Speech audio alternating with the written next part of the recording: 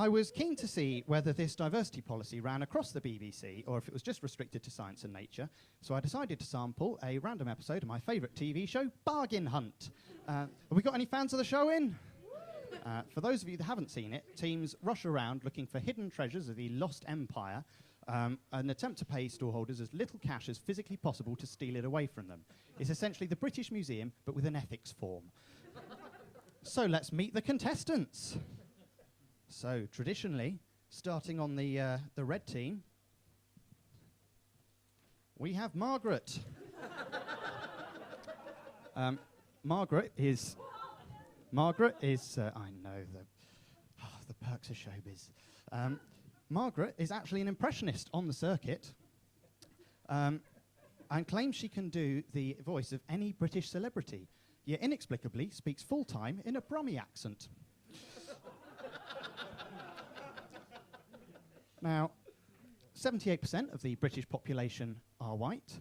52% are female. Yes, 52% Liverpool. You heard me. The people have spoken. We must all transition to being female within a 2-year deadline. We must respect the people's wishes. And 18% are over the age of 65, putting Margaret in a niche of just 7.6%. Great diversity work, BBC. And her partner is Ethel.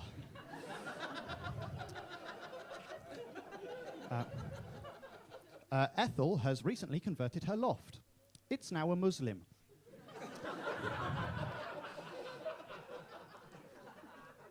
Ethel is a white female over the age of 65, putting her in a niche of just 7.6%. Great diversity work, BBC. And now on the blues. We have Flo. Flo was very keen to show off her new watch, which is water resistant to a depth of 10 meters for up to 5 minutes. And yet, science is unable to explain how humans can survive underwater for more than 4 minutes.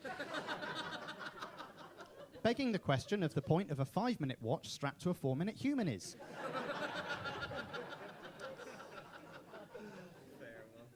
But Flo is a white female over the age of 65, putting her in a niche of just 7.6%. Great diversity work, BBC. And her partner, you guessed it, but we got a man! Bringing our diversity to over 15%. And to top it off, it's all presented by Tim Wonnacott, who represents exactly 0% of the British population.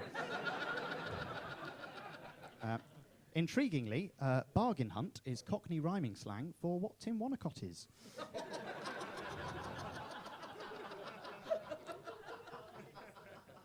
So, I was looking at our diverse panel here, and I was reading through the application process, because this is genuinely my favourite show, and it starts with all the usual, you know, name, age, fleece size.